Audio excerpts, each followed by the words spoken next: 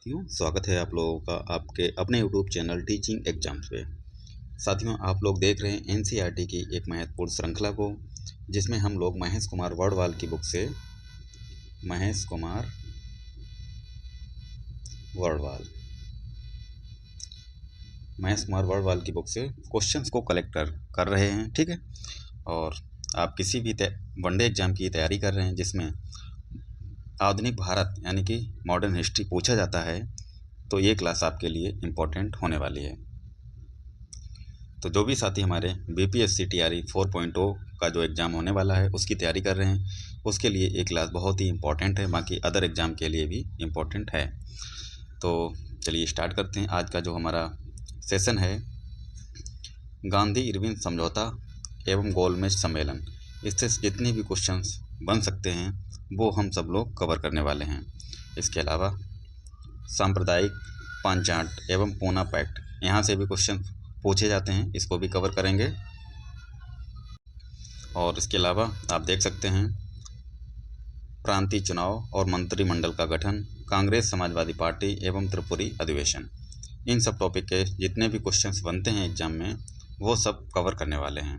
तो साथियों, आशा करते हैं आप लोग अच्छे से पढ़ाई कर रहे होंगे, स्वस्थ होंगे, मस्त होंगे। तो चलिए स्टार्ट करते हैं अपनी इस क्लास को। साथियों, बताना चाहूँगा इसके साथ ही जो ये हमारा एनसीईआरटी का जो सीरीज चल रही है ये तो लगातार आती रहेगी।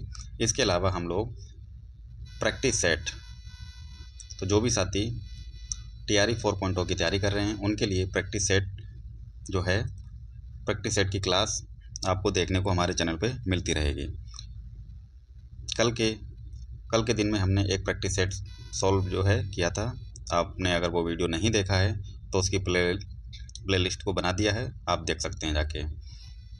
जो प्रैक्टिस सेट है वो डॉक्टर रणजीत सिंह की जो बुक प्रैक्टिस सेट आता है उससे क्वेश्चंस को कलेक्ट किया है। तो जो साथी टीआरई 4.0 की तैयारी कर रहे हैं पीआरटी वाले, वो प्रैक्टिस सेट जो है पीआरटी का है। ठीक है। तो जो भी टीआरई 4.0 की तैयारी कर रहे हैं उनके लिए बहुत ही अच्छा प्रैक्टिस सेट है, आप जाके क्लास को देख सकते हैं। तो जो भी साथी नए चैनल पे विजिट किए हैं, चैनल को सब्सक्राइब कर सकते हैं। आपको ऐसी ही वीडियो हमारे चैनल पे डेली मिलती रहेगी। तो अपने सेशन को स्टार्ट करते हैं। चलिए, आज का पहला क्वेश्चन है, गांधी इरविन समझौता यानी कि दिल्ली समझौता कब हुआ था? तो गांधी इरविन समझौता जो है 5 मार्च 1931 को हुआ था। ठीक है। अगला क्वेश्चन पूछा जाता है, गांधी इरविन समझौते में किस आंदोलन का स्थगन किया जाना प्रस्तावित था? तो जो गांधी इरविन समझौता था इसमें सविनय अवज्ञा आंदोलन जो है इसका स्थगन करना प्रस्तावित था। ठीक है। कौन सा? सविनय अवज्ञा आंदोलन का। अगला क्वेश्चन है, भारतीय राष्ट्रीय कांग्रेस के प्रतिनिधि किस गोलमेज सम्मेलन में शामिल हुए थे? भारतीय राष्ट्रीय कांग्रेस के प्रतिनिधि की बात कर रहा है, तो द्वितीय गोलमेज सम्मेलन में। फैक्ट की बात करें तो देख सकते हैं, द्वितीय गोलमेज सम्मेलन में भाग लेने के लिए महात्मा गांधी बम्बई से लंदन एस राजपुताना नामक जलयान से गए थे। किससे गए थे? ये क्वेश्चन पूछा जाता है कि गांधी जी द्वितीय गोलमेज सम्मेलन में भाग लेने के लिए जब लंदन गए थे तो किस जलयान से गए थे, किस जहाज़ से गए थे? तो नाम है उसका एस राजपुताना। ठीक है। और इसके आगे देखते हैं, वे लंदन के किंग्सले हॉल में ठहरे थे। कौन से हॉल में? किंग्सले। ये इंपॉर्टेंट सारे नाम हैं, इनको याद रखना है। अगला क्वेश्चन देखते हैं, द्वितीय गोलमेज सम्मेलन में कांग्रेस का प्रतिनिधित्व किसने किया था? तो सेकंड गोलमेज सम्मेलन जो था इसमें गांधी जी ने इसका प्रतिनिधित्व किया था। ठीक है। अभी हमने पिछले क्वेश्चन में देखा था, गांधी जी लंदन जब गए थे किस जहाज़ से गए थे? एस राजपुताना से। कहाँ ठहरे थे? किंग्सले हॉल में। ठीक है। ये सारे क्वेश्चन बनते हैं। अगला है, लंदन में प्रथम गोलमेज सम्मेलन में किस भारतीय नेता ने भाग लिया था? तो मौलाना मोहम्मद अली ने। अगला है, लंदन में संपन्न हुए गोलमेज सम्मेलन में किसने भारतीय ईसाइयों का प्रतिनिधित्व किया था? तो केटी पाल ने।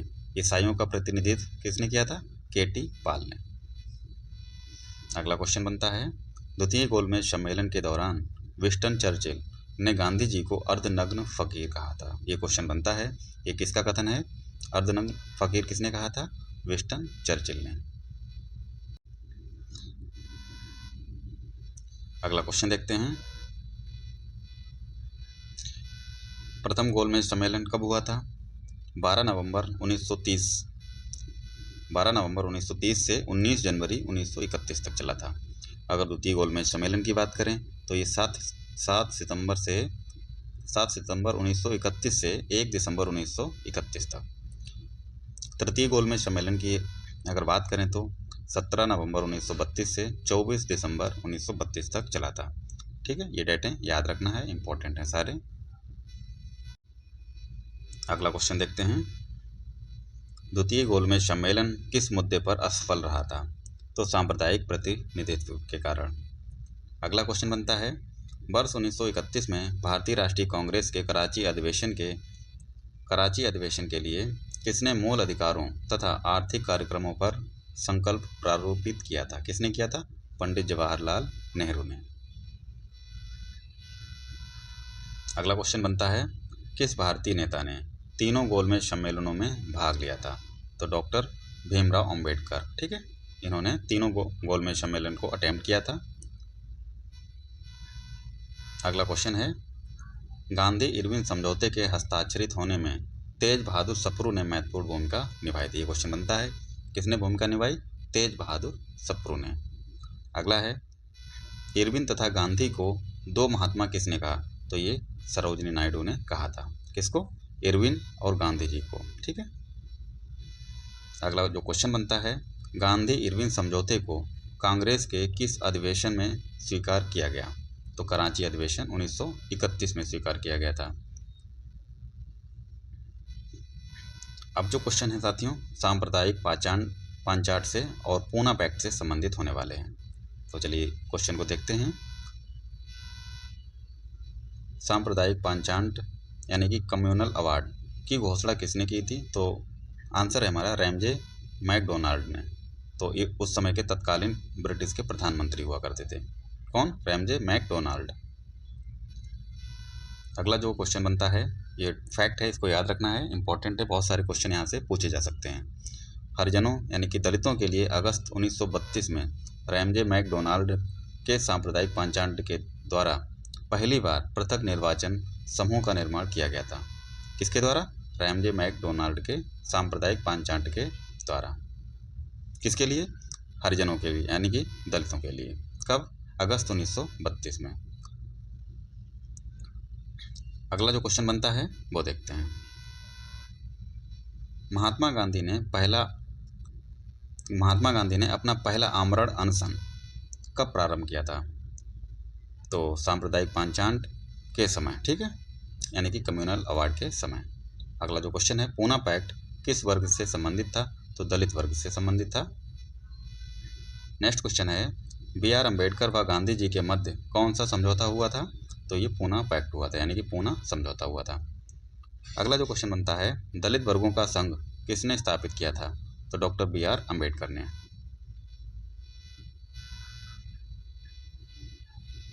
अगला जो क्वेश्चन बनता है साथियों, सांप्रदायिक अवार्ड एवं पूना पैक्ट में दलित वर्ग के लिए कितनी सीटें दी गई थी? तो ये 71 एवं 148। अगला है, महात्मा गांधी क्षणिक भूत की भांति धूल उठाते हैं लेकिन स्तर नहीं है। यह कथन किसका है? Doctor B.R. अम्बेडकर का। क्या कहा था इन्होंने? महात्मा गांधी क्षणिक भूत की भांति धूल उठाते हैं लेकिन स्तर नहीं है। तो ये B.R. अम्बेडकर ने कहा था महात्मा गांधी के लिए। अगला जो साथियों फैक्ट है और ये इंपॉर्टेंट भी है, इसको देखते हैं। यहाँ से 1 2 3 क्वेश्चन जो है बन जाएंगे आपके। देखिए, वर्ष 1932 में पूना पैक्ट के बाद महात्मा गांधी ने ऑल इंडिया अनटचेबिलिटी लीग की स्थापना की थी। कब की थी? 1932 में। किसकी स्थापना की थी? ऑल इंडिया अनटचेबिलिटी की। ठीक है, इसके बाद में उसका नाम बदलकर हरिजन सेवक संघ कर दिया गया था। क्या नाम रखा गया? हरिजन सेवक संघ। इसके प्रथम अध्यक्ष घनश्याम दास बिड़ला थे। प्रथम अध्यक्ष भी पूछा जा सकता है, कौन थे? घनश्याम दास बिड़ला। अगला क्वेश्चन देखते हैं साथियों, पूना समझौता के बाद गांधी जी ने दलितों के उत्थान के लिए किस संस्था की स्थापना की थी? तो हरिजन सेवक संघ। पिछले फैक्ट में हम लोगों ने ये पढ़ा है। अगला क्वेश्चन देखते हैं, वर्ष 1936 में इंडिपेंडेंट लेबर पार्टी का गठन किसके द्वारा किया गया था? डॉक्टर भीमराव अंबेडकर के द्वारा। किस पार्टी का गठन? लेबर पार्टी का, इंडिपेंडेंट लेबर पार्टी का। कब किया गया था? 1936 में। अगला क्वेश्चन देखते हैं। दलित समुदायों को सर्वप्रथम हरिजन शब्द से किसने संबोधित किया था? तो ये महात्मा गांधी ने किया था। अगली लाइन है, विंस्टन चर्चिल सहित अनेक ब्रिटिश नेताओं ने गांधी इरविन समझौते का विरोध किया था। ठीक है। अगला जो टॉपिक है हमारा, प्रांतीय चुनाव और मंत्रिमंडल का गठन, कांग्रेस, समाजवादी पार्टी एवं त्रिपुरी अधिवेशन। यहाँ से जितने भी क्वेश्चन बनते हैं वो सब आपको देखने को मिल जाएंगे। पहला क्वेश्चन है, किस अधिनियम के द्वारा भारत में प्रांतीय चुनाव करवाने का प्रावधान किया गया था? तो किस अधिनियम के द्वारा? भारत शासन अधिनियम 1935 के द्वारा। अगला क्वेश्चन है, भारत शासन अधिनियम 1935 के अंतर्गत भारत में प्रांतीय चुनाव किस वर्ष संपन्न किया गया था? तो 1937 में प्रांतीय चुनाव को संपन्न किया गया था। अगला क्वेश्चन है, वर्ष 1937 के चुनाव में कांग्रेस द्वारा बहुमत प्राप्त प्रांतों की संख्या कितनी थी? तो 5 थी। ठीक है। अगला फैक्ट है, यहाँ से आपके 2 या 3 क्वेश्चन कवर हो जाएंगे। देखिए, कांग्रेस ने 11 प्रांतों में से 8 प्रांतों में सरकार बनाई थी। कितने प्रांत थे टोटल जो प्रांत की बात करें तो 11 प्रांत थे। कांग्रेस की सरकार जहाँ पे बहुमत से बनी थी तो 8 प्रांतों में बनी थी। ठीक है। पंजाब में मुस्लिम लीग की तथा यूनियनिस्ट पार्टी ने तथा बंगाल में कृषक प्रजा पार्टी ने तथा मुस्लिम लीग ने मिलकर संयुक्त सरकार का गठन किया था। ठीक है।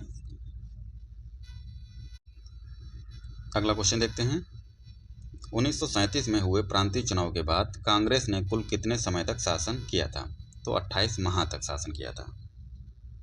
अगला जो है, वर्ष 1938 में भारतीय राष्ट्रीय कांग्रेस के हरिपुरा यानी कि गुजरात के अधिवेशन की अध्यक्षता किसने की थी? तो हरिपुरा की बात करें तो सुभाष चंद्र बोस ने की थी। कब की थी? 1938 में। अगला जो क्वेश्चन है,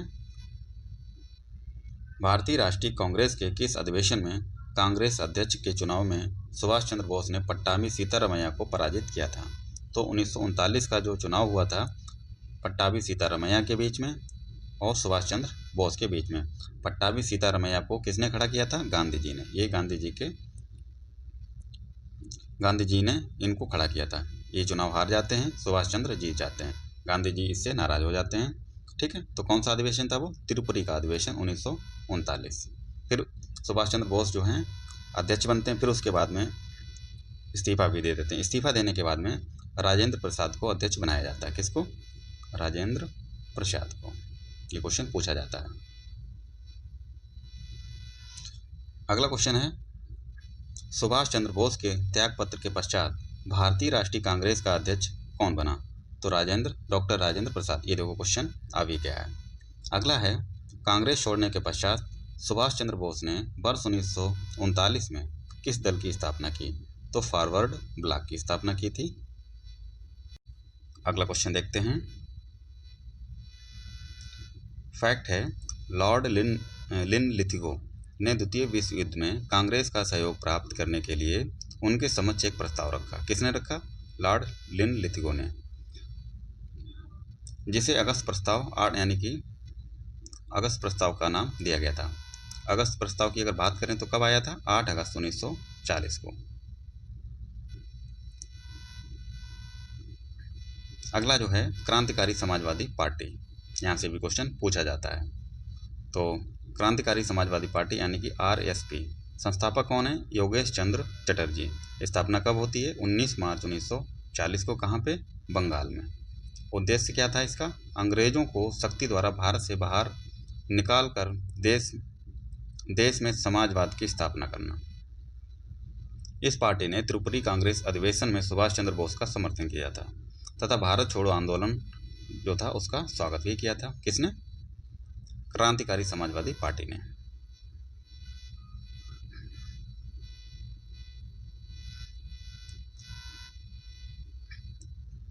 अब देखिए, 1937 के प्रांतीय चुनाव तथा प्रधानमंत्री 1937 की बात कर रहा है।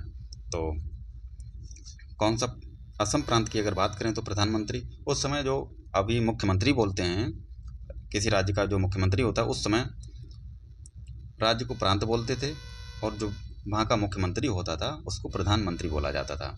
ठीक है, तो कन्फ्यूज नहीं होना है। असम प्रांत के प्रधानमंत्री, अब की बात करें तो मुख्यमंत्री होगा। तो असम के प्रधानमंत्री उस समय प्रधानमंत्री बोला जाता था। तो कौन थे असम में? मोहम्मद सादुल्ला। बिहार में कौन थे? श्री कृष्ण सिंह प्रधानमंत्री। ठीक है। बंगाल की बात करें तो फजलुल हक। उड़ीसा के BN दास। उत्तर पश्चिमी प्रांत के डॉक्टर खान साहब। संयुक्त प्रांत यानी कि उत्तर प्रदेश, गोविंद वल्लभ पंत। मध्य प्रांत की अगर बात करें तो प्रधानमंत्री कौन था? NV खरे।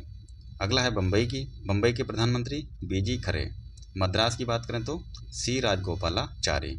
सिंध प्रांत की अगर बात करें तो अल्लाह बख्श। ठीक है। अगला देखिए, पंजाब की अगर बात करें तो कौन था? सिकंदर हयात खां।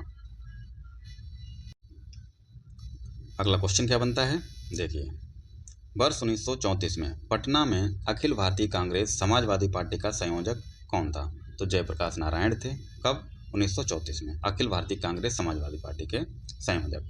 अगला जो है, बिहार सोशलिस्ट पार्टी के संस्थापक जयप्रकाश नारायण थे, जिन्हें लोकनायक के नाम से जाना जाता है। तो बिहार सोशलिस्ट पार्टी के संस्थापक कौन है? जयप्रकाश नारायण। और इनको उपाधि कौन सी दी गई? लोकनायक की। ठीक है। लोकनायक किसको बोला जाता है? जयप्रकाश नारायण को। अगला क्वेश्चन बनता है, वर्ष 1937 के चुनाव के पश्चात संयुक्त प्रांत में गठित मंत्रिमंडल में वित्त विभाग के प्रमुख कौन थे? कब की बात कर रहा है? 1937 की। तो रफ़ी अहमद किदवई। अगला जो है, कांग्रेस समाजवादी दल का प्रमुख नेता कौन था? आचार्य नरेंद्र देव। ठीक है। अगला जो है, कांग्रेस सोशलिस्ट पार्टी की पहली बैठक कहाँ हुई थी? तो ये पटना में हुई थी। कब हुई थी? 1934 में। अगला जो है, फॉरवर्ड ब्लॉक की स्थापना या इससे संबंधित जो भी क्वेश्चन बनते हैं वो आपको सब डिटेल में मिल जाएगा। तो फॉरवर्ड ब्लॉक के संस्थापक कौन है? सुभाष चंद्र बोस हैं। स्थापना कब करी इन्होंने? 3 मई 1939 को मुकर उन्नाव में। ठीक है। उद्देश्य क्या था? सभी साम्राज्यवाद विरोधी शक्तियों को संगठित करना और अनिवार्य संघर्ष की पूर्ति हेतु तत्पर रहना। अन्य सदस्य की अगर बात करें तो देवव्रत विश्वास, ये महासचिव थे। विश्वंभर दयाल त्रिपाठी, ये राष्ट्रीय महामंत्री थे। तथा स्वामी सहजानंद, ठीक है, ये अन्य सदस्य थे। अगला जो फैक्ट है साथियों वो देखिए।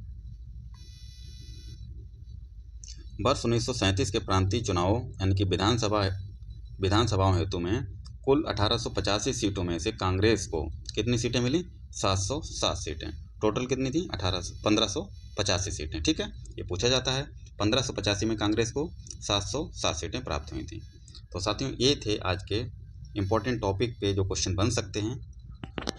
ठीक है, तो ये छोटी सी वीडियो थी। आशा करते हैं आप लोगों को क्लास पसंद आई होगी। मिलते हैं अगली नई वीडियो पे। तब तक के लिए आप पढ़ते रहिए और अच्छे से मेहनत करते रहिए। TRE 4.0 आपके बहुत ही नज़दीक है। तैयारी में कोई भी कसर ना छोड़ें। मिलते हैं अगली नई वीडियो पे। तब तक के लिए अपना ख्याल रखें और अपनों का भी रखें। जय हिंद, वंदे मातरम। धन्यवाद।